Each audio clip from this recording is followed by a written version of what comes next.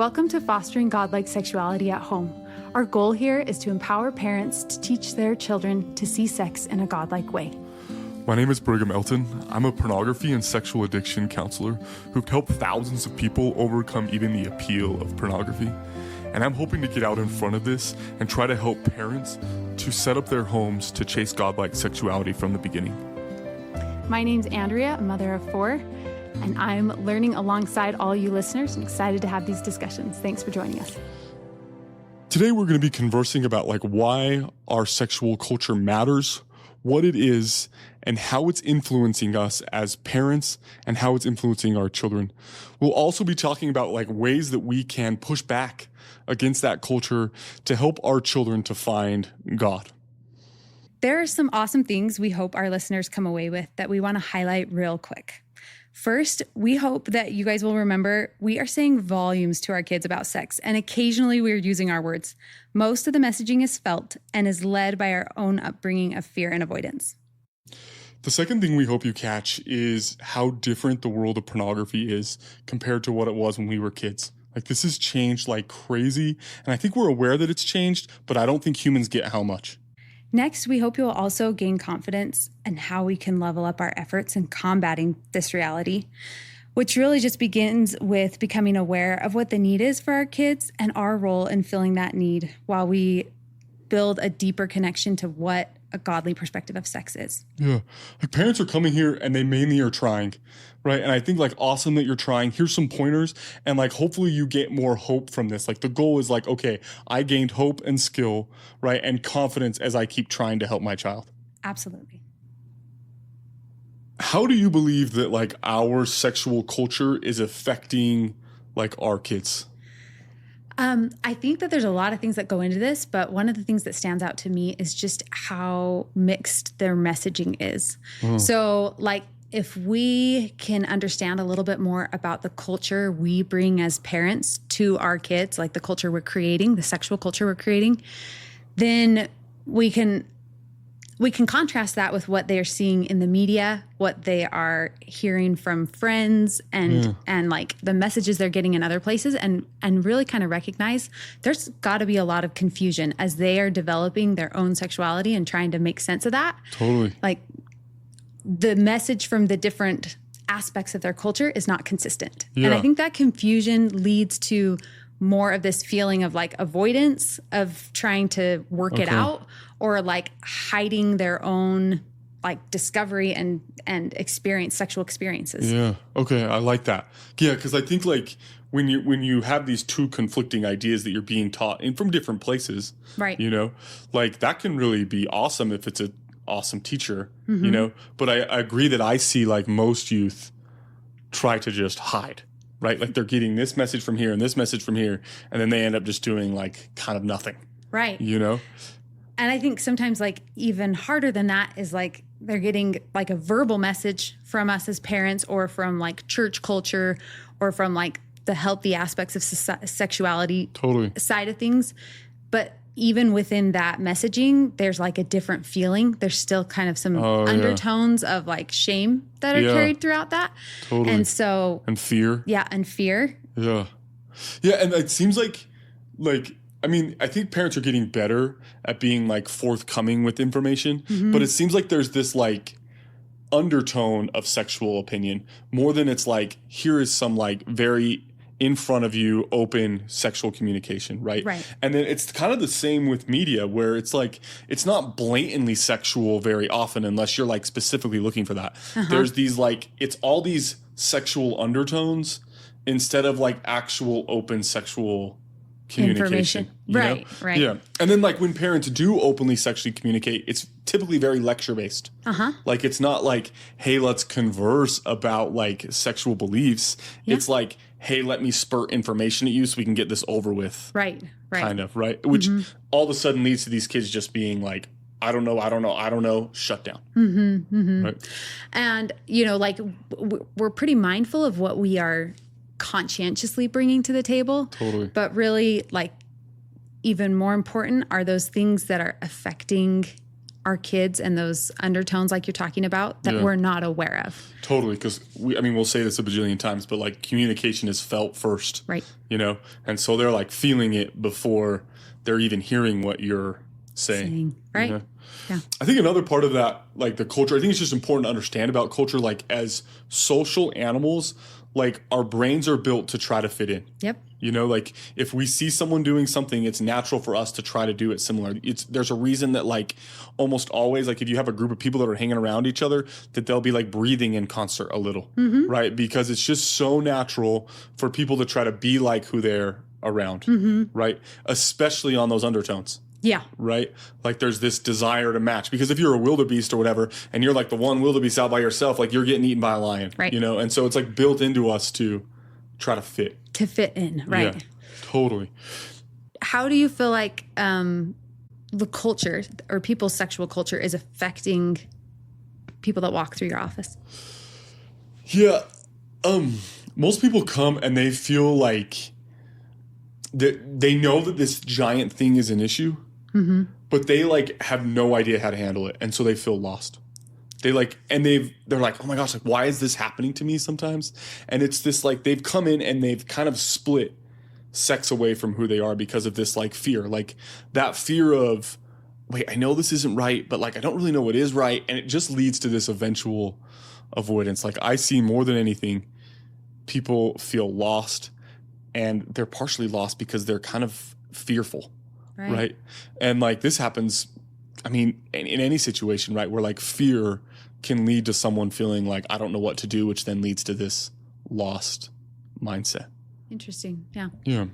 When a parent is like, okay, I know that pornography and social media is a negative effect, but like, I also grew up in this never talk about it. And so I'm like, I don't want to do that either. Like, how do you see that affecting parents, that conflict? I think a lot of parents feel lost. Yeah. I think that a lot of parents are looking for like, well, what can I do like about this? Like, how can I preempt or solve the problem, right? And so I think as parents, sometimes we have these little checklists, right? Like, okay, we're going to have a first conversation about sex, and we're going to have like a plan for exposure to pornography. Yeah. And we're going to like put in boundaries in place to protect our kids from sexual abuse or from like sexual information that's in the media that's dangerous. And then they've done these check boxes, but I think, and my perception is that a lot of parents still don't feel like they've done enough, but they don't know what else there is to do. Totally. Other than, like, I kind of did the boxes. I did the boxes. Yeah. And like, I check in with my kids to see if they've been exposed to anything. And I am like monitoring stuff, and I tell my kids they can come to me if they have questions. But there's kind of this feeling of like, there's still a disconnect between like what I know my kids need, but maybe there's not, because there are no other boxes for me to check that I'm aware of. And I think that like this happens pretty consistently with all of us. Like when we're unsure, we're mainly in our own head, you know? And so like if a parent doesn't have enough like confidence in their ability to help a kid be successful, then they're just like, okay, did I do my part? And they're like kind of fixated on like me and my part, and like, did I like do what I'm supposed to do for my kids? Right. And like, until I think a parent feels more confident in their ability to teach, then they can actually look at like, okay, here's my son, daughter, like this is what they need. Right. And get outside of that, like, did I do my part? Yep. Right. Yeah. I want to talk a little bit about how pornography has changed our sexual culture. Honestly, like, I don't think it's a shock to anyone that like the internet changed porn, but I think it's helpful to like fly through some of these ways that pornography has changed so that like we as parents can really be aware of that culture, right? One of these things is like first exposure. Like first exposure has gone from like 14, 15 years old where kids were running into pornography for the first time and then not really seeking it until like 16, 17 to now like for boys we're looking at about like 8 years old, and for girls we're looking like mid 9, right? And then most of them are then seeking it about 6 months later, and they're being exposed because we have screens everywhere, right. And it can be like YouTube, or it can be like, honestly, like YouTube's the most common, but it can be really anywhere. Right? And a kid that young, like there's a reason that little girls are obsessed with Elsa. They think she's real. Right. You know, and so when a person sees that, it's wired really strongly and the kids think it's real. And so that's one of the major ways that our culture is affecting us is like access has increased. And so exposure has really gone down and how young someone is. How young someone is when they're exposed. Yeah. And like as parents, if we're unaware that our kids are either potentially exposed that young or maybe have already been exposed that young, then like we're missing some big things. Because oftentimes the other thing I hear parents is like, well, you know, my son doesn't really seem interested in girls yet. Well, he's 14. That doesn't mean he's not interested in pornography or like sexual information, even if he's not like trying to date yet, you know? Totally. There is that misconception that like trying to date is a sign of being sexually interested, which is not true, you know? Yeah. Like that sexual interest, and the thing is, even with progression, like when a 12-year-old can sometimes think they're 20 and sometimes think that they're 5, you know? Like, and it's going to have this variance, you know? And I think you're right. Like, I think parents kind of excuse their disengagement by waiting for other signs to kick in of development that their kid's ready for sexual information. Totally. Because most pornography exposure, like we're going to talk about this a little bit more, but like it's no longer like we think of porn as like this sexual story, like kind of like a movie. Parents think of it as like this movie that tells a story of people having sex. And that's not what pornography really is now. Like pornography, especially for youth, like it's mainly like cartoon. And like most of the time they have a mix of genitalia, honestly, is what kids run into pretty quickly. Interesting. And it's this like, it's just like, it's a stimulant. It's not a relationship tie. Right. Right. And so a sign of being being relationship interested is not really a cue. Right. Yeah. The next thing I want to talk about obviously is that access, you know, like we've gone from pornography was like a process, like, and it was like 10 decisions away of like downloading it or going to like some Blockbuster in the back of like creepy beaded curtain or whatever, like, or pay-per-view and you have to put your card number in. But like pornography used to be steps away, more similar to sex, right? Like sex in real life is like, even if you're gonna have sex with a prostitute, like it's still like 30, 40, steps. Maybe 100 decisions away, you know? And like, but now pornography is really like a couple decisions away, right? Like we're on our phone so much that open my phone isn't really a decision. We're on Safari and or Chrome enough that it's not really a new decision. It's just like, am I going to type this in? Yeah. You know? And so it is so immediately accessible, which is really messing with our brains because our brains are built to chase sex.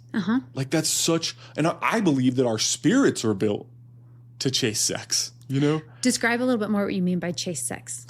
Like, I think that like our spirits like watched our heavenly parents and saw that relationship and are like, I want that. Right. And I think as we get here and as our bodies start to mature, our spirits are like, yes, I want this.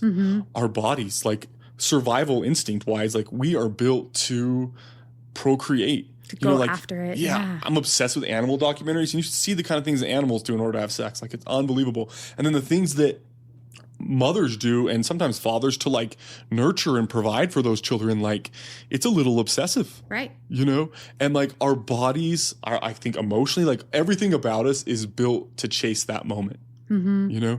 And so there's so much momentum, but now all of a sudden all these checks for that like progression and that desire that we have are now not really there. Right. So you can make that decision instantaneously. You don't have to put forth effort or work or really chase it. It's chasing you, but it's what's chasing you isn't that healthy version of it. Right. And we think it's going to make us feel better, which like our brains are literally built to think that like, okay, like if I'm feeling a little disconnected or off or blah or whatever, like I can reconnect to my wife via sex. And so our brain is built to think, oh yeah, use this type of intimacy to reconnect. Right.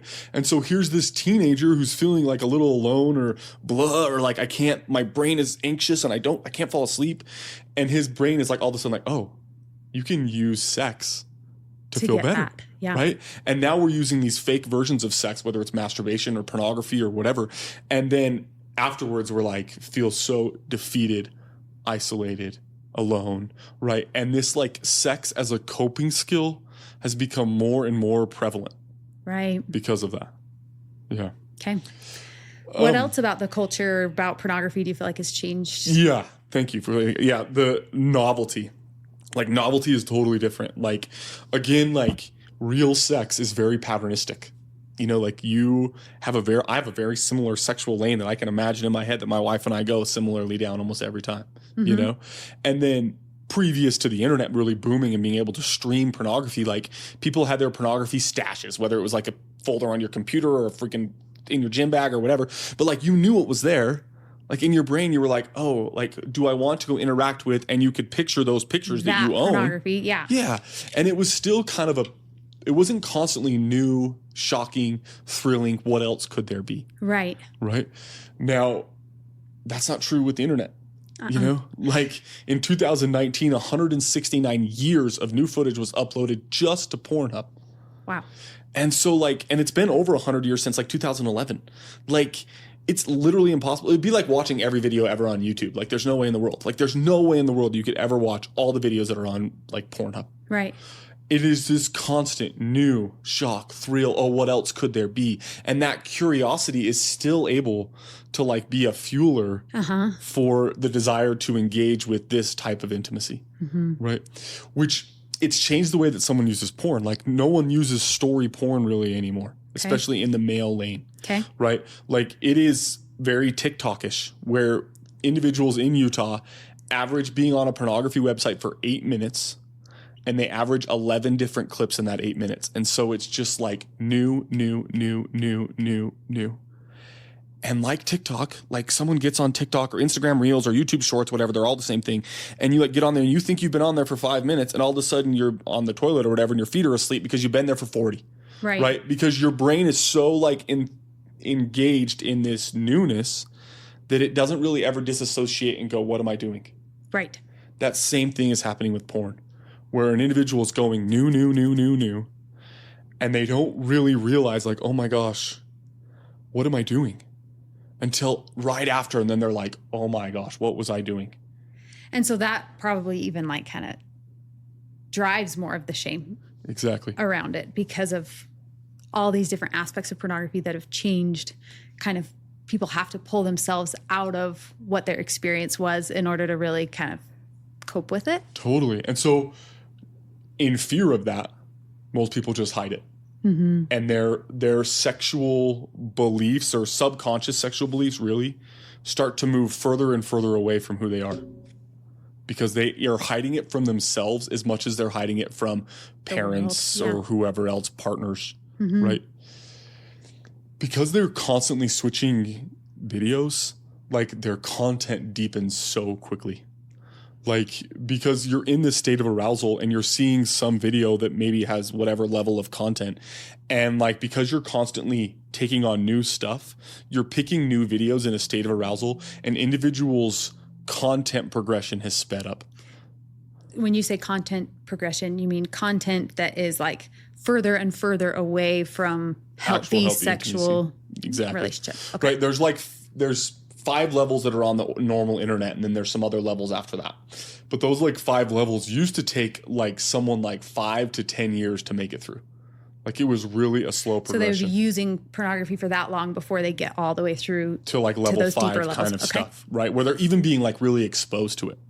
Now, the internet hasn't helped with this. I mean, like a significant part of pornography now already starts at like level 3 and 4. Okay. You know, but like kids are progressing so much faster because they go through 11 videos in one sitting, right? And because they're in an aroused state, but they want to be shocked again. And so they look for something a little bit more.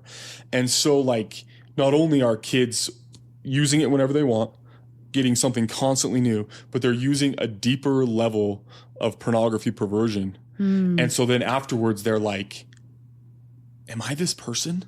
Right. And that fear leads them to just isolate that part of themselves. What an interesting conversation for parents to like tap into and realize that for me and my husband and what our experiences were as youth and our experiences with pornography may have been is going to be completely different from what our youth's experience with pornography is. Totally. And so like even in trying to relate, how important it is that we do still try to relate to our kids and share some of those experiences, but like recognizing that they may be experiencing a deeper level of shame and disconnect because of just the nature of what pornography is like now. Totally.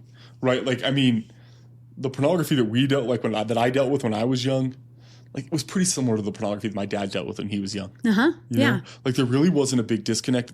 There was a disconnect of not talking about it a little, but like what the content wasn't much different. Uh-huh. Like that is not true now. Like I know what kind of stuff I was exposed to when I was 15, 16 years old, you know? Mm-hmm. And like that is not what a kid is running into now at 10, 11, 8. Yeah, and I think running into that and being that young, we're talking more of like a trauma response rather than just sexual curiosity that then leads to unhealthy sexual habits. Yeah, exactly. It's scary a little bit to talk about this realm, but the crazy thing is this is not pornography specific. Right. Like these same kind of things are happening with like food. It's happening with like social media. It's happening with the movies that they watch. You know, like it's crazy to me that I like go through kids' content. I do end up doing a lot of tech work with kids, and I go through like even their Netflix, and they never finish movies. Yeah. Like they're constantly just like boom, like a little bit into it, or they'll watch only TV shows and they'll watch like 3 or 4 episodes, and it's just this like constantly new, it's constantly available, and like their content still is like a little like everything is slippery. There. Yeah. Slippery is a great term for it. Like everything is there. And that's social media too. You know, and again with food, like even food, it's like it's always there. Like there's everything available. Like it doesn't matter that it's not apple season. I can have an apple. Right. You know? And it's skewing a kid's brain about like honestly, like working towards something. Yeah. What life experiences are supposed to like create within us, this like desire and this like effortfulness. Totally. That like we can meet those needs for food and shelter and social interaction and entertainment just so instantly. Totally. And we are really losing the high of the process because we're just constantly like getting the reward. Yeah. You know? And so like our world is fueling pornography patterns. Yep. You know, it's like it's not a pornography specific thing. Right. Right. So how do you see parents trying to combat this culture of like new, always available kind of stuff? Well, when it comes to like, especially when it comes to sexuality, I guess like parents want to be open because they know what their experience was like. For most parents, like not any openness with their parents. So they want to be open and they want to create safety for their kids to ask questions. I hear that a lot. Or to like talk to them about problems that they may be having. And most parents can recognize that like the shame culture has been a problem and still kind of is. Yeah. And they really do want to be sexual teachers. I think that there's not maybe as much buy-in that they are still fighting the culture that they carry with them as parents. Oh, they like feel a little past that, like that don't talk about it hidden culture. They feel past that. They feel past that because mentally they are without really recognizing that like still emotionally we're affected by it. Like I still sometimes have those feelings of like, oh, I don't want to have a conversation about this. Or I'm sitting and watching a movie with my kids and some sort of sexual scene may come up, like even a slightly sexual scene. And I still have like a freeze moment of, I don't know how I want to respond to this or where is this scene going to go and what should I do about it? Yeah, I mean, this is literally my job. Like I talk about sex, like at least 40 hours a week, like constantly, you know? And I just learned that my daughter was trying to tell people that it's illegal for a girl to marry a girl or a boy to marry a boy. And I was like, my wife's like, we need to talk about this. And my reaction was like, ugh, I do not want to do that. Like, I don't want to have that conversation, you know? Yeah. And like even a little bit of fear of like, am I going to say the right thing? You know? Right. And like, this is literally my job. And like, I'm still having those like, don't talk about it, fear moments. Especially when it's in our family setting. Like, I think that's the hardest place because that's where we feel like the stakes are highest, right? Totally. And when the stakes are highest, that's when we're like, oh, I better do this right. Or like, I don't know how to approach it. So maybe we just don't worry about it right now. Yeah, that's so true. Like there's this desire to do it right is actually like keeping us from doing it. Yes. At all. Yes. You know, and like the truth is if I had this conversation with my daughter and I said the wrong stuff, it would still be better than if I said nothing. Yeah. You know? Like one of my goals is like, I want to have more interactions where I am uncomfortable when I'm having like opportunities to teach my kids about sex. So even if I have to fabricate them, if I have to just like, I don't know, I was talking with my kids in the car the other day and I was like, I just don't know if Dad and I like make it really well known to you guys that we both really enjoy and love our sexual relationship with each other. Yeah. You know, and I had one kid that was like, yeah, you do. It's fine. You know, and I was like, okay, but I'm just like randomly out of the blue going to just like lay that on the table because I don't know when else to do it. And I don't want to sit and wait until there's a comfortable moment, but it may be something that's missing in our messaging. So let me just say that I recognize it might be missing, you know? Yeah. And I think if we're not consciously fighting that river, we're going downstream, you know? Yeah. Because like, and it depends on the weight of your river, you know, like some people grew up with a very like, we don't talk about this strict. Some people grew up with a little more freedom. It depends on your individual culture of your home and the church you experienced. But like, I've realized that if I'm not consciously fighting it, I'm going downstream. Now, very rarely am I going upstream because I have to be like, really, I'm stretching. Right. You know, because it's not enough to just say like, oh, I don't want to participate. Like you're getting pulled. Right. Down that When stream. you say downstream, you're talking about like the culture, those undertones are doing the work that we could be doing if we turn and face upstream a little bit. I just think we live in a culture that's pulling us towards like sexual fear. Yeah. Yeah. Like, and there's this like, we talked about this in a bunch of different ways before, but like there's more of a fear of like sexual mistake than there is of like picking the wrong person. It's like, get married quickly. It's not like, hey, make sure you pick the right person. You know, there's these like, oh, my worth is only based on if I'm clean or not. You know, like there's so much cultural push towards sexual fear that if we're not consciously fighting it, we are probably moving towards sexual fear. Kind of like going into some of those blind spots that parents may not see. And you pointed to one, just that like that fear of sexual mistakes.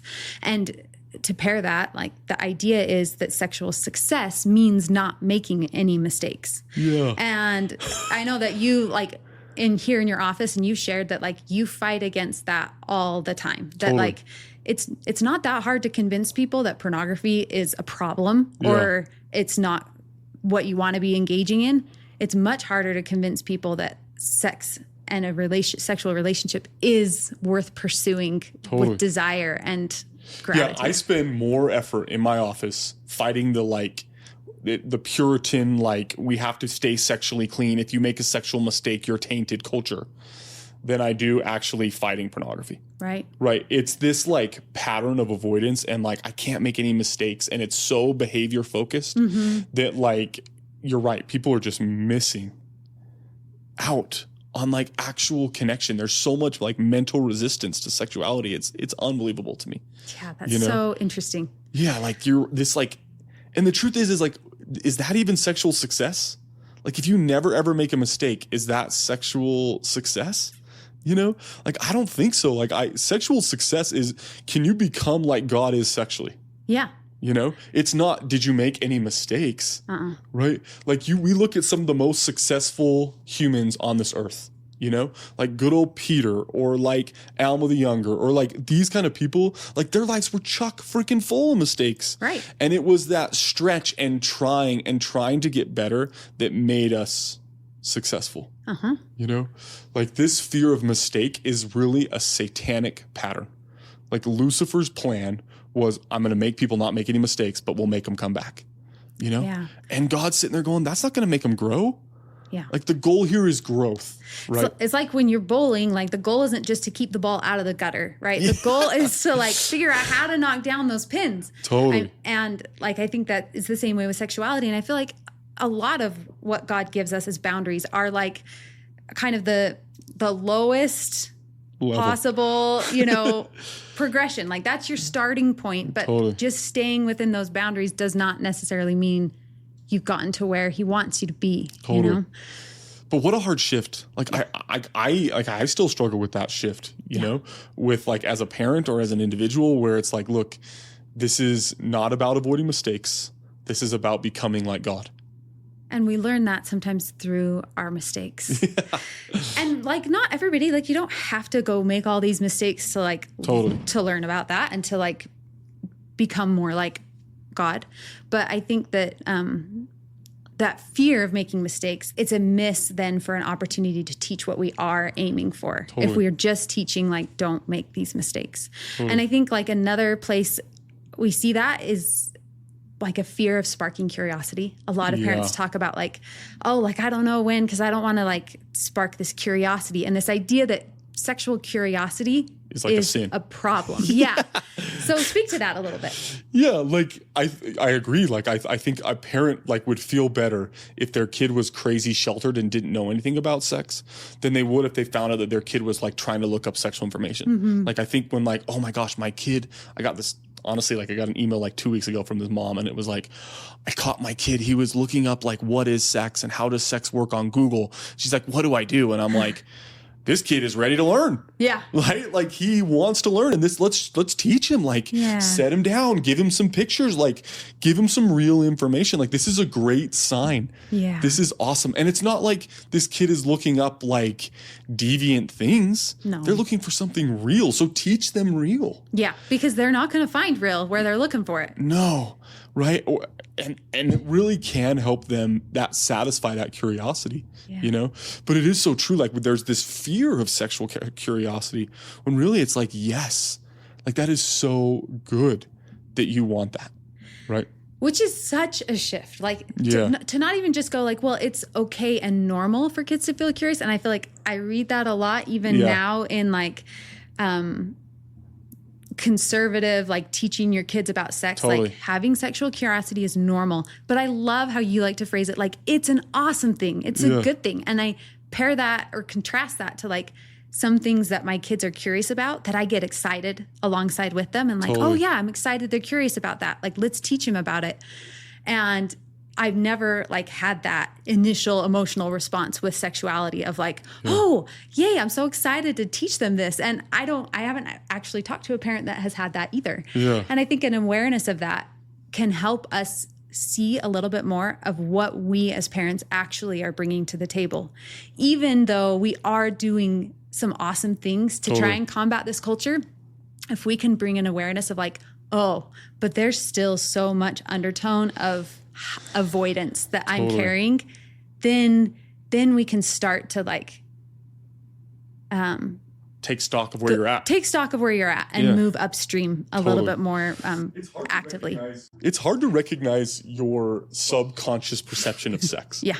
And so it's only in moments of that, like that, where you get to see it. Yeah. Where like, oh my gosh, my kid asked me a sexual question, or my kid looked something up, or is showing that they have sexual curiosity. How am I reacting to that? Yeah. Am I reacting, all right, it's time to teach, you know? Like, honestly, I do this all the time. And like, but like, if my daughter like even was exposed to pornography, I'd be like, all right, it's time. Like she's going to grow and learn and this is going to be awesome. Yeah. You know?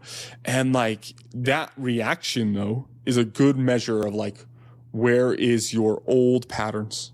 Right. And as much as we're making conscious efforts, like recognizing that, oh, I still have that, then gives you an opportunity to fight it with a little more strength. And I think even speak to it because if our kids feel it, but then we can at least like name it and be like, oh yeah, like because this was my experience, I feel uncomfortable having these conversations with you, but I believe that they're important and I actually believe that they're good and I want to send a different message. Like that's huge. Yeah. Kids really do well with that too. Like, because they think it's awkward because all their friends have said it's awkward. If they're like older kids, you know, like 13, 14 plus. Okay. Yeah. Their friends have said, talking with my parents about this is so awkward, or the law of chastity lessons at church are so awkward. And if a parent can say, oh, these are a little awkward for me too, and this is why. Yeah.